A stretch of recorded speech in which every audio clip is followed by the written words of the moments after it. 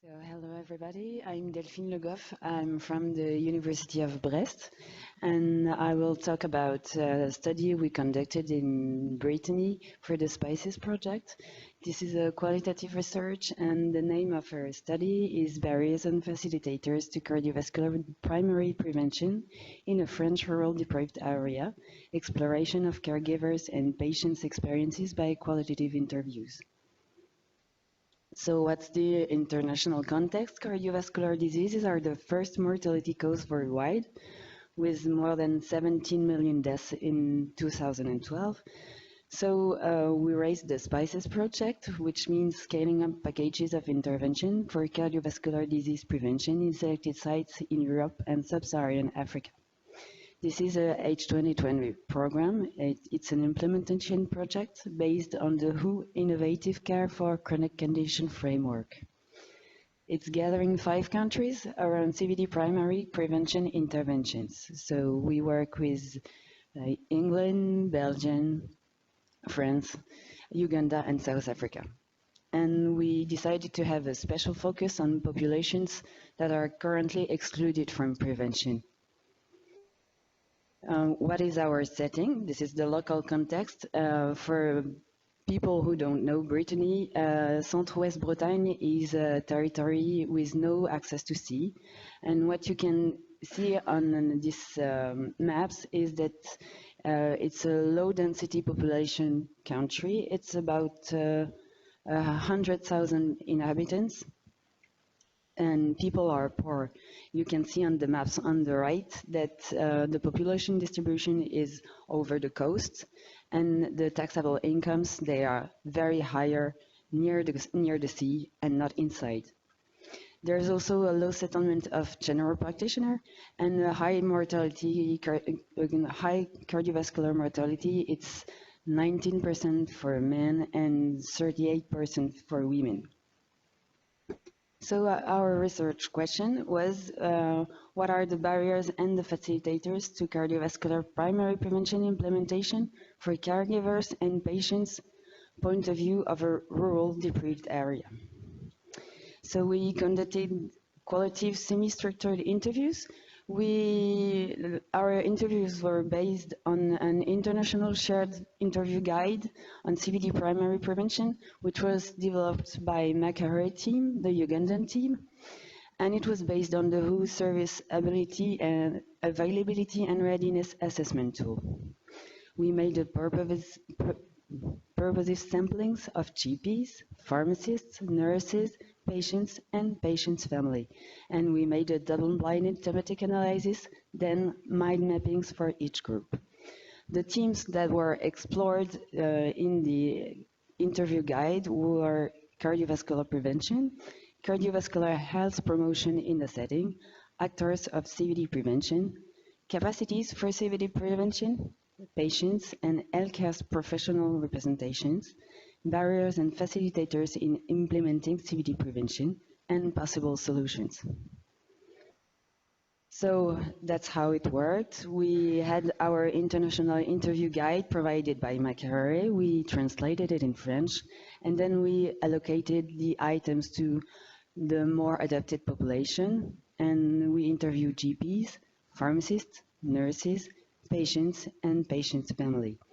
We adapted the guides following the coding of the interviews, and we went till theoretical data saturation. Then we made results, mapping results for each group, and then we merged the results.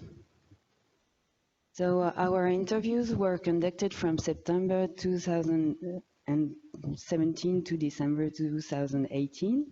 We interviewed 13 GPs, 11 pharmacists, 14 nurses, 12 patients, and 12 patients' family members. And we had around 1 to 2 interview guide adaptations. For the GPs, mean duration of the interviews were 61 minutes. We had 163 open codes and 5 general themes. For pharmacists, the mean duration was 37 minutes with 350 open codes and 5 general themes. For nurses, it was 30 minutes interview at mean and 200 open-coded and 11 general teams. For patients, 27 minutes, 240 open codes, 26 teams. And for family members, we had almost 500 codes and 5 general teams. So it's how it looks when it's merging. So I'll try to explain all these plots, and then I think we can discuss it even after, because there's so many things to do. What you can see here is the result for the 3 healthcare professionals, and they first describe their own job. Pharmacists describe what a pharmacist is, GP describe GP, nurses describe nurses. But then you can also see that for pharmacists and GPs, they almost have the same vision of the system, and they describe organizational problems. Healthcare system, prevention resources, prevention organization, healthcare organization, and they also talk about patient. Maybe pharmacists have a more populational way of thinking because they talk about way of life as something independent. Nurses, they go in something very much more pragmatic. So how does it work? How can we improve? They talk about reorganizing prevention, prevention's key point to reinforce, adapting prevention, concrete prevention means. But they also propose something that is innovative for French system as creating prevention network. That wasn't said even by pharmacists or GPs. And if you look at patients and family, then it's just wonderful. It's so rich. Patients and family also talk about healthcare system organization, GP prevention role, human resources, prevention message spread, prevention enablers, but they also describe in a very sharp way what the difficulties and the facilitators can be. So they talk about access to care, material resources, insurance costs, but also about digital network access. As I told you, it's a low-density population site, and people have very big difficulties to get modern stuff as internet. They also talk about COP peculiarities. COP is Pays Centre-Ouest Bretagne, so that's the setting where we are. And it's kind of two sides of a coin. They talk about traditional diet, for example, as something that is a barrier because it's a lot of charcuterie, deli, a lot of salty butter, but also it's a country where people do gardening, they eat vegetables, and very low processed food. They also talk about social isolation, and they feel isolated geographically and socially, but they also speak a lot about meetings and alcohol during the meetings. So for people who know French, guys, I think you get what we speak about. They also talked about poverty. It's something that we were already aware. And talking more precisely about CVD prevention, they talk about the invulnerability. And we asked for patients that were sick, patients in primary prevention, but also we talked with patients in tertiary prevention. They have a huge knowledge about cardiovascular prevention, but they also have misbeliefs. And there's a competition between their knowledge and these misbeliefs. So their risk perception is wrong. Cardiovascular risk is for others, not for me.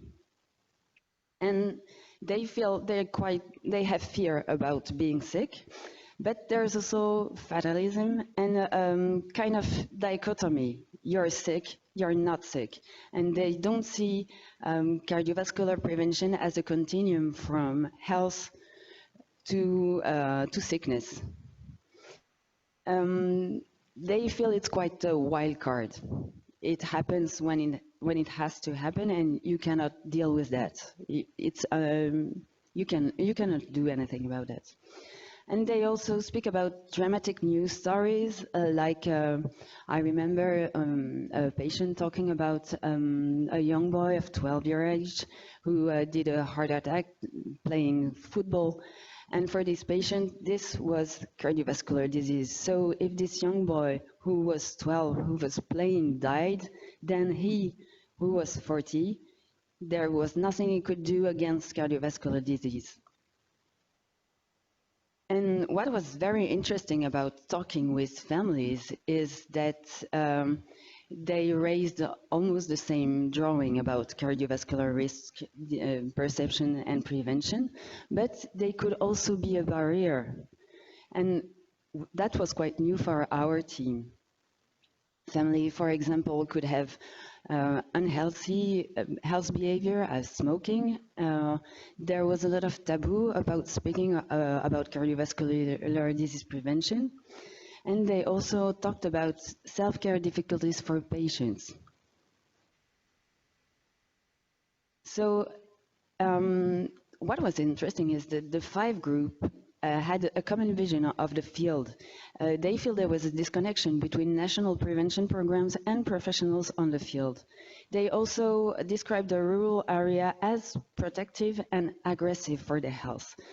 You could promote healthy diet, and this could be in balance with isolation and lack of structures to do sport, for example. Healthcare professional mainly talked about lack of time, payment, and training, and that's a verbatim of a GP. It's something in the end that we were not very well trained. We have been well trained on the list of cardiovascular factor, but what must be done to help people change their habits? We have almost no training. As doctors, we love to make beautiful diagnoses and deal with therapeutics, to treat people with real diseases, wrongly without doubt. We may not be that prevention culture packed into the body. Patient, I talked about invulnerability. This is a verbatim for that. Patient told us, in fact, that is, we always think that is for others at 40 years old. I would have been told at 43 that I will make a heart attack. I never thought. Another one told us, we have to do a lot of things, but afterwards, when we see things like that, we say, well, everyone is at risk, in fact. I told you about families and taboo. A woman told us, in family gatherings, we avoid matter of discords, speaking about cardiovascular prevention. And there was also this familial transmission of CVD risky behaviors. A woman was, she said this astonishing thing to me, we built smokers. Another one told us, I smoke, we smoke. But we had an innovative solution in all of that was said. Caregivers talked about a new healthcare professional involved in prevention. It seems to exist in other countries, but not in ours. They talked about structuring a network of existing healthcare professionals to deal with prevention. And they also talked about group sessions for prevention addressed to the community. So this work is not perfect. It has limits, but it also has strengths. We used the initial single international questionnaire. To my mind, it was maybe less focused on specific field problems, but then it allows us to have a joint perception of field barriers and facilitators around the 5 countries of the SPICES project. And we had 1 research team per type of interviewees. So we had 10 people working on this project, 10 researchers. So we had a very heterogeneous sharpness of coding and theme classification. As you saw, we had 5 for GPs and pharmacists, and it was almost the same big themes, but it was completely different when we came to nurses and to patients. But then we could Assume that we have a very good triangulation of data through social and professional groups and researchers' analysis. And for our perspectives, we feel with the Spices project in France, we have to fill the gap between the 6 national plans focusing on, and these plans are focusing on dissemination of prevention messages and knowledge and local needs. We will use the innovative solutions proposed by patients. We already began population screening to enhance risk perception, and we will lead group sessions to improve CVD risk prevention in the community. Thank you.